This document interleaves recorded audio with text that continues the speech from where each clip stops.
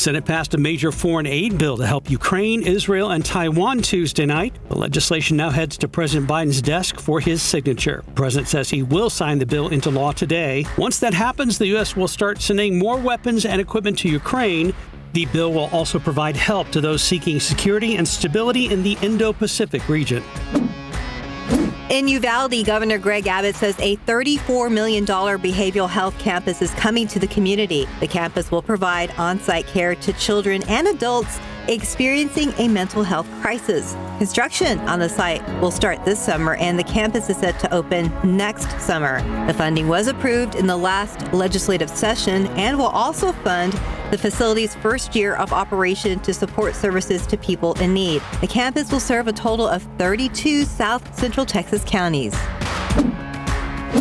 The U.S. Food and Drug Administration says that samples of pasteurized milk tested positive for remnants of the bird flu virus. However, the agency says the commercial milk supply is safe, in part because of pasteurization, which heats milk to a specific temperature for a period of time. The announcement comes nearly a month after an avian influenza virus sickened millions of wild and commercial birds, and in recent years was detected in dairy cows in at least 8 states.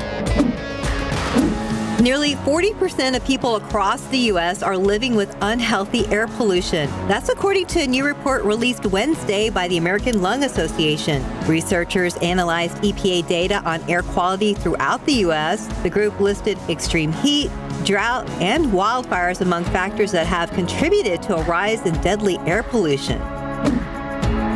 A labor complaint reveals allegations that Boeing retaliated against 2 of its engineers during performance reviews, giving them negative scores. The 2 employees raised concerns about engineering work on Boeing's 777 and 787 aircraft. Boeing initially pushed back against redoing the work before agreeing to do it.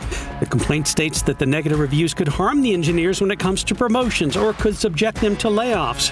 Boeing said it investigated the incident, but its report could only be shared with the FAA. Nike announced it will be laying off 740 employees at its headquarters in Beaverton, Oregon. These jobs are expected to be eliminated before the end of June. Company officials have already notified state and local officials about these upcoming cuts as part of the Mandatory Worker Adjustment and Retraining Notification Act. Nike is using these job reductions as a plan to slash $2 billion in costs. Non-compete clauses could be a non-starter soon across the country. The FTC has voted to ban the agreements which bar workers from taking a job with a competitor. The rule, which does not apply to workers at nonprofits, will take effect in 4 months unless it's challenged in court. Some new fine print is on the way for anyone trying to build up rewards points with American Airlines. Starting in July, booking a flight will only earn points if it's done through American directly or a preferred travel agency. Points can also still be earned by spending on select credit cards. The Houston Texans have debuted their new 2024 jerseys in a monumental way. The new custom design was unveiled on the Sam Houston statue on I-45 in Huntsville. A crane outfitted the monument with a new dark blue Houston Texans 5XL jersey that read H-Town. The statue towers about 70 feet over Interstate 45.